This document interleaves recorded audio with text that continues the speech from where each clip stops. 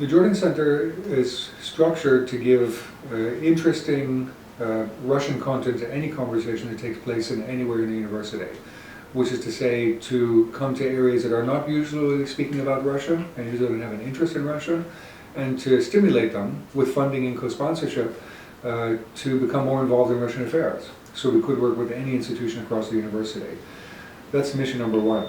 Mission number two is to make research possible, particularly focused on graduate students, to make sure that they can get the training that they need, the supplemental funds that they need, because funds are scarce for the Russian field nowadays. So we're doing pretty well at a time when there are cutbacks across the board. And our third mission is to promote at the center a discussion that's intelligent about Russia, at a time when the conversations are not particularly interesting and not particularly balanced.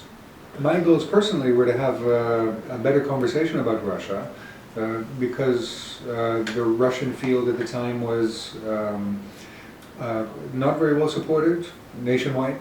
It was on the decline because of the end of the Cold War. And so here we are now dealing with the Russian Federation, and we wanted contemporary Russia and its history to be brought back into the academy in serious and interesting ways, and that takes funding and the drive of colleagues. So a number of us worked together to make sure that we could stimulate that kind of conversation, which would happen at the more or less higher scholarly level, but also public events. At that particular time also, it was brewing conflicts over the post-Cold War settlement, and we were interested in making sure that the Russian perspective was also heard, alongside the American perspective, not so much for Russia or against Russia, but included Russia as a voice.